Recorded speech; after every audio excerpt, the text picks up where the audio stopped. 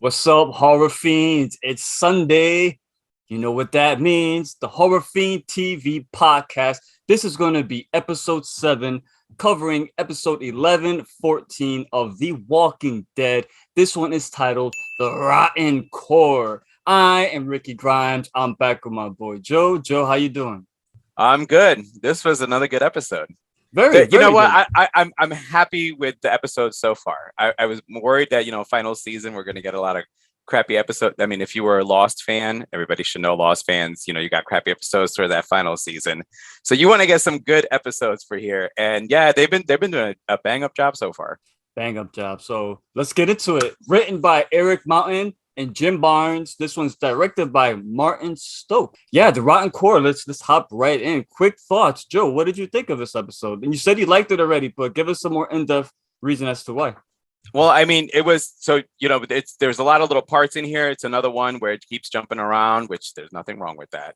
And there is that time jump also at the end. If you playing with time, yeah, the time. So I mean, the riverbend part for me was awesome.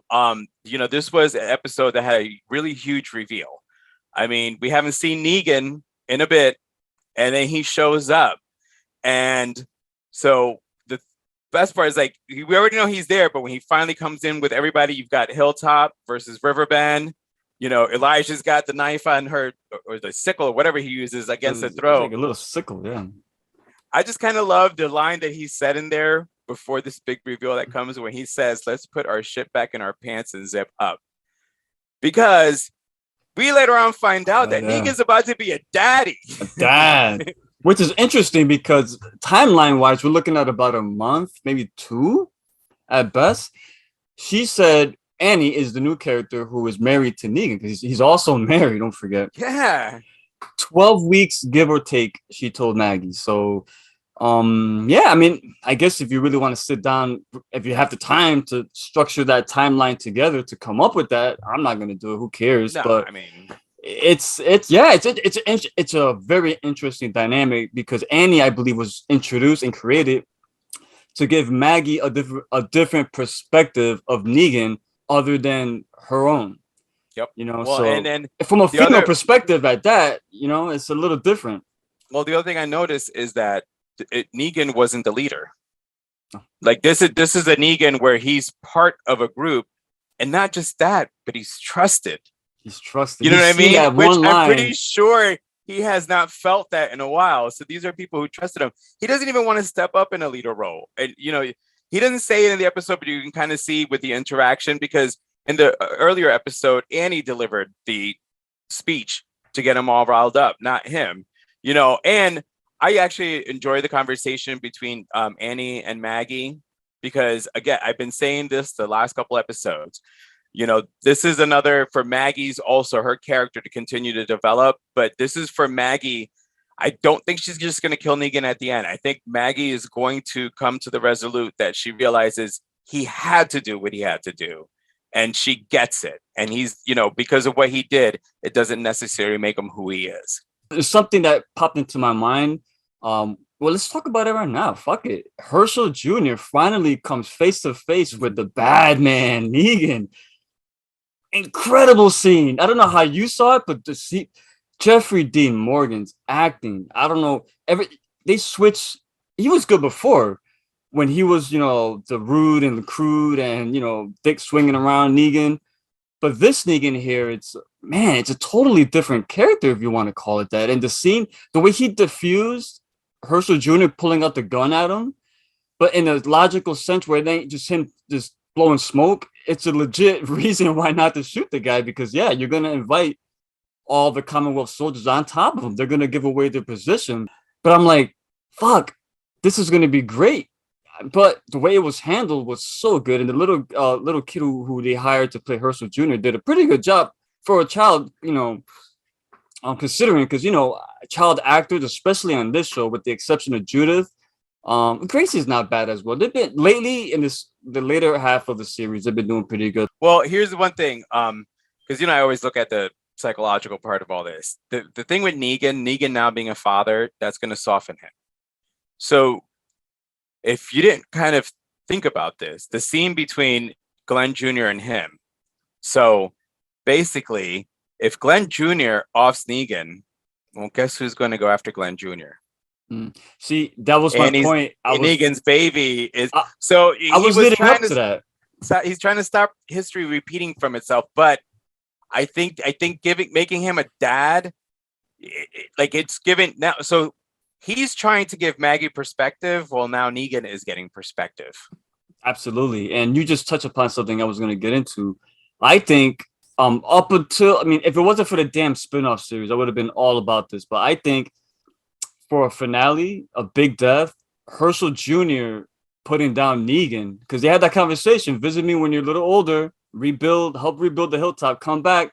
I promise we will settle this. I think in the final episode, I think they're gonna have some kind of confrontation between an adult Herschel and an older Negan. Dude, even if it's a time jump and Negan is sitting in a rocker, yeah, and Glenn Jr. comes walking in, and Negan just going, "I've been waiting for you."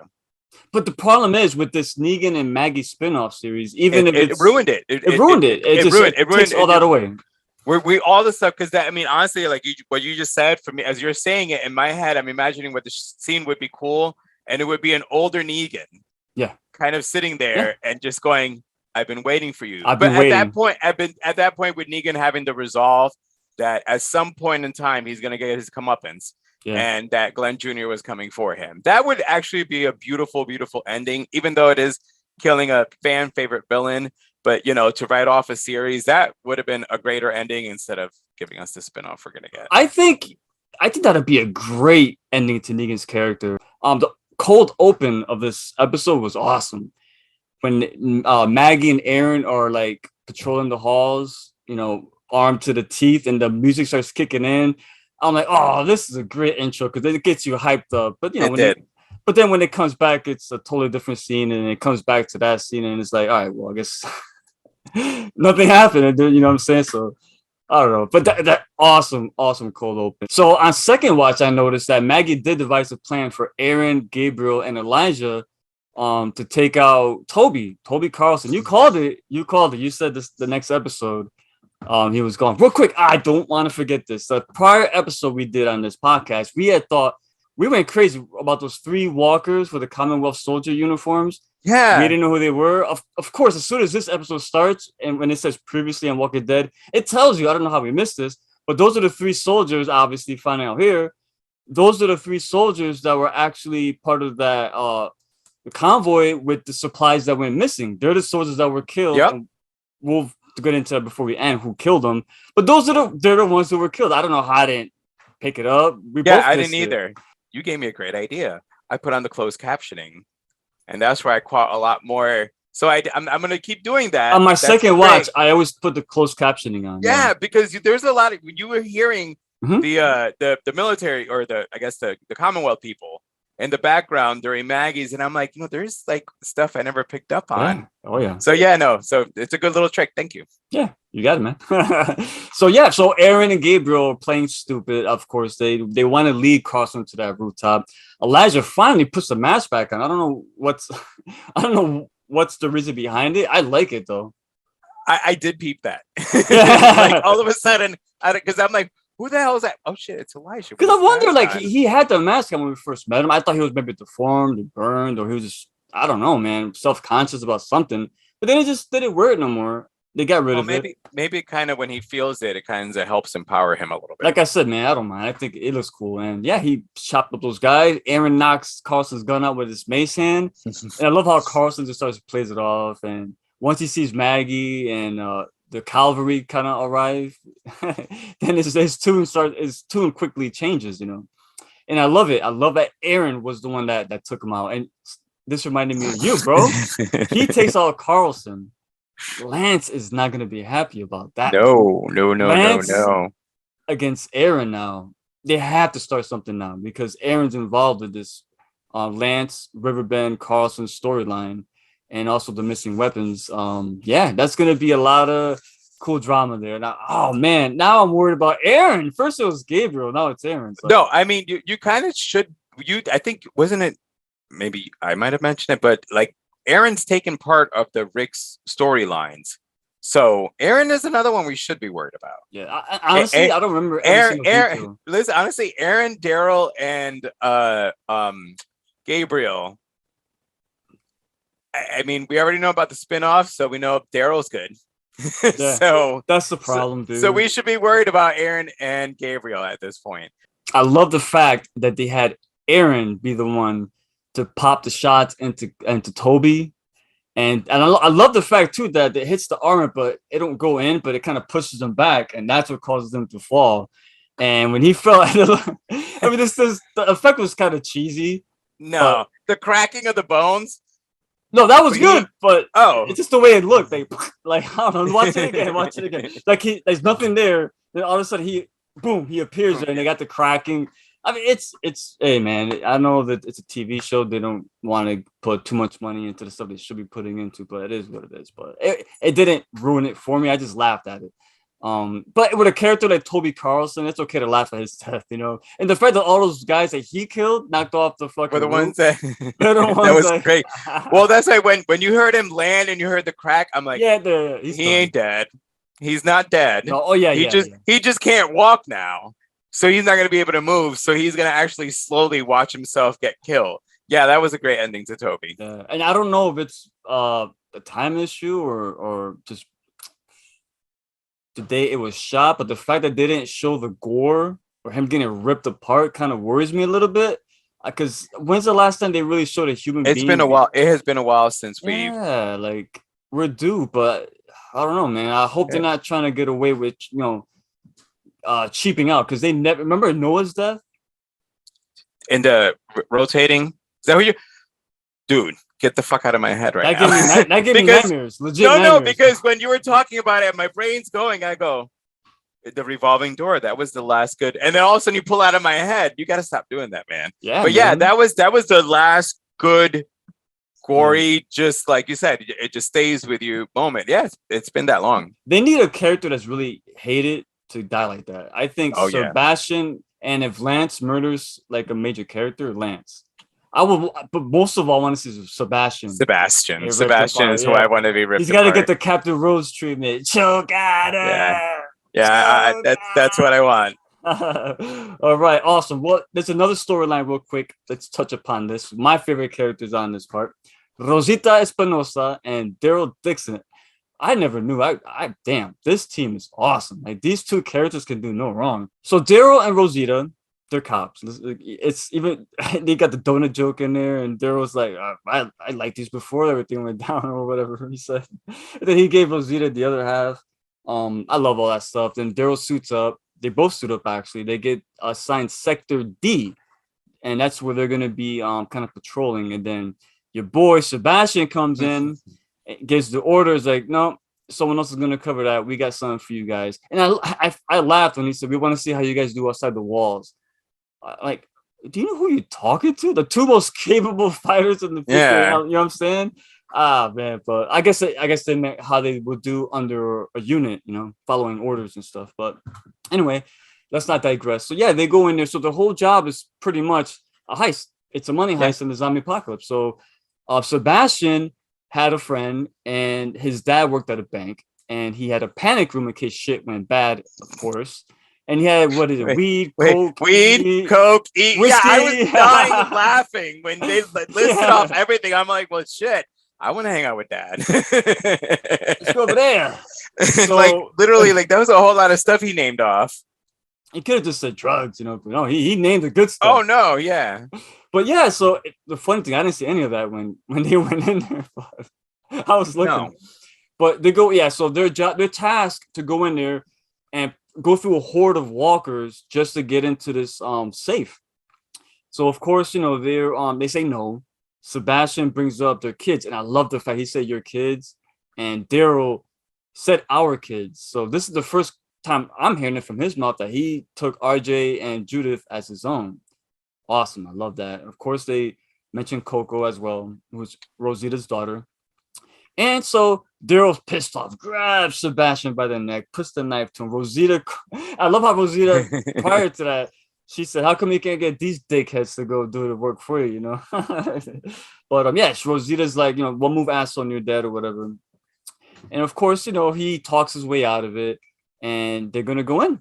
They're gonna kill that one walker, gut up, and get a move on. Once inside, they meet someone else. Someone else is in there, trapped inside of the panic room. A character by the name of April, who we learned was sent there to do the same exact thing with what is it? 12 other 12 other people, people. 3 surviving, the last And 2 turning on each other. It's like, Jesus Christ, it was hard enough to get in there and you're gonna turn on each other. Yeah. So of course it ain't always gonna be easy. There's no power to the damn lock, so Daryl's gotta restore power. He gets into a big scuffle with the walkers. Of course, he makes it out. And yeah, power is restored. They go in, they rescue April, and of course, April being the Fog from Doom Patrol. I did catch that when I watched the second time. One thing with this season, I think with the final season, they're going all out. They're bringing in Robert Patrick. They're bringing in Michael Biehn. I'm sorry, his name escapes me at the moment, but the actor from Ozark who was in the last couple episodes, so they're bringing in recognizable people for minor roles, which is pretty damn cool. Every episode so far is like I'm seeing somebody I recognize, which I like that a lot. They're getting the money. Finally, they managed to break the. I love how the alarm was going off. I'm yelling, well, just break the damn thing. What are you doing? And finally, it took her forever though. Yeah, Rosita, come on, baby, what you doing? Get to us. But yeah. I love that part because it just got me like, oh, come on. But yeah, dude, and of course the walkers are coming in because of the sound. And who comes in, man? Who comes in? Carol and Mercer. Awesome. I love the fact how Carol's like, I didn't see you for lunch. But early in the episode, to meet me for lunch. They had brought that up, yeah. So yeah, no, it was great. I mean, here's the thing. So the one thing I'm not enjoying too much is that at this point, our originals are being sent on suicide missions. So I'm hoping, because I mentioned it before, I said that, Gabriel and Aaron were the Suicide Squad. Well, guess who was the Suicide Squad in this episode? Yeah. So that's the only thing I didn't like. And then Sebastian, the only reason he showed himself being a dick was because earlier when Daryl walked by them and he was talking to all the guards, how good he is. And he goes, just ask Daryl. And Daryl goes, yeah. Yeah, got the great job. Is that really? Yeah. So you saw Sebastian's face like this, Dick. So you knew that something was coming up. So he ends up picking I loved when you're hearing both of them ready, all 3 of them ready to fight, but in the inside you're hearing gunfire, you're hearing all this noise, and it just gets quiet. Yeah. And then like we said, Carol and Mercer show up. They fucking kick ass. Help them get out of there. When they meet up with the other 2 asshole guards, who kind of hear, they hear the whole entire story, and then Mercer just is like, psh, psh. Oh.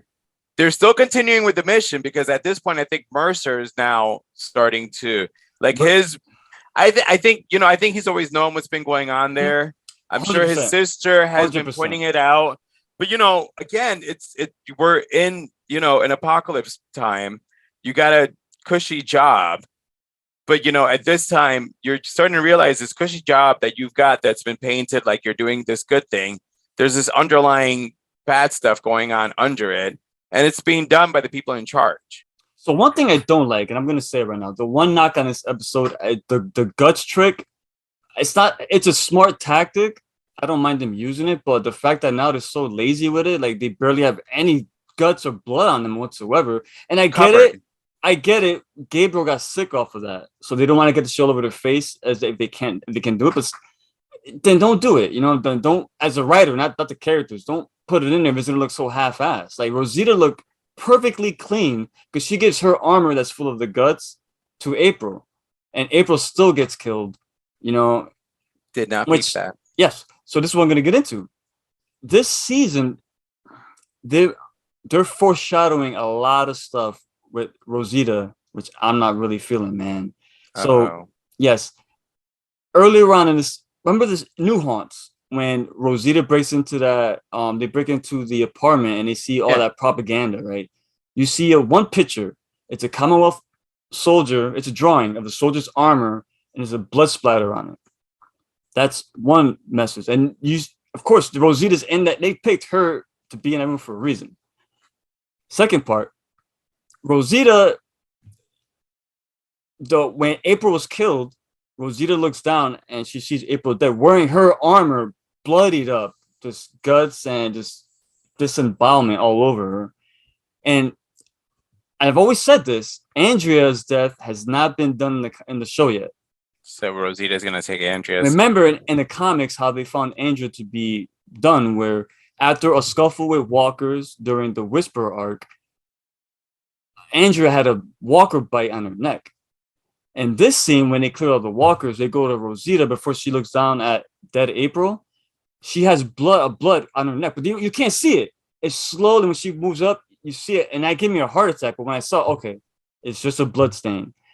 They ain't stupid. They focused on it for a reason. Yeah. They focused on it for so there's so just like when before Glenn was murdered by Negan, Glenn had so much foreshadowing, and they all involved baseball bats. Whether he was, remember in season 5, episode 1, when he was about to get smacked over, or or when they went to go where Noah lived, and he found the baseball bat in that case, and he's holding it. So they do that a lot when characters are gonna expire. But they also did it with Daryl in season 6 before Negan, where a lot of foreshadowing was done for Daryl's death, which of course didn't come. It was Abraham and Glenn. But yeah, they're focusing on it a lot. And also, my last point was Rosita's conversation with Eugene, like I brought up, how she's optimistic about the future, how they got a good thing going, be happy. And you know what happens when you're happy in the show. Yeah. When you become the moral compass, yeah, brother. So that's 4 clues I've been picking up so far with the character of Rosita Espinosa. And yeah, dude, if something happens to her, they're gonna do it. I think Rosita's gone, man. If they don't do it, they're trying to fake you out, and it's gonna be Gabriel. So you take your pick. Pick your poison, as they say. I love Gabe, and I'm still saying Gabriel. I'm still saying Gabriel is gonna meet his end at so. Yeah, because you know why? I don't mind if Rosita dies, because this is the last season. She died in the comic, and I wanted to have a great death. The reason why I didn't want her to die prior, because they didn't do much with her. But now they're finally giving her some shine, and that's not a good thing either, because when they start giving you shine. But again, it's the final season, so I'm okay with that. I just hope they do it in a good way. But if I had to pick between her and Gabriel, I love Gabe, but Gabriel, yeah. And this episode, you got the classic Carol, which is that Carol that comes in, and she's in there to get information, but she just does it in her own little Carol way. And she's talking to him, explains to him everything that just happened. Lance asks about the money, which was what Carol wanted to know. So Carol... At this point, Sebastian was behind it, but was Lance behind it? Is Lance and Sebastian maybe working a little together there? 100%. So Carol figured it out, but the telling part was, as in any good Carol scene, when she figures something out, you see that she's got that stoic face, and as she walks away, her mouth does it. So you saw that she's like, "I got you," but right behind her, Lance went, "Oh shit." But did you notice I'm gonna have to kill her too? They're right. No, they both put on their faces. Carol was all like, "Yeah, you know what? What is it? If you're not part of the problem, you're part of the solution." And Lance is like, "Yes, thank you." And then she turns around, she's happy. Then she goes stoic. And then when they cut to Lance is happy. Then he goes stoic. So they're both onto each other. But you can see, but it's the look on their. Yes. When you look at their mouth and their eyes, it's the realization, like. Carol, okay, I got you. I figured you out, but he probably up until this point maybe trusted a little bit. This one, not so much. Now this was the one where he goes, "You know what? You just pulled my move that I've been doing on Pamela on me. Yeah. I understand what you're doing now. All right, so this is now Carol is in Lance's sight right now." The last thing, we found out who was behind the stolen weapons, and of course, this was kind of underwhelming for me. I would say it was. Leia. It was Leia. Leia's back. I forgot all about her. I didn't think they were gonna bring her back this soon. And the sooner she leaves the story, the sooner I'll be happy, because I think she's just a detriment.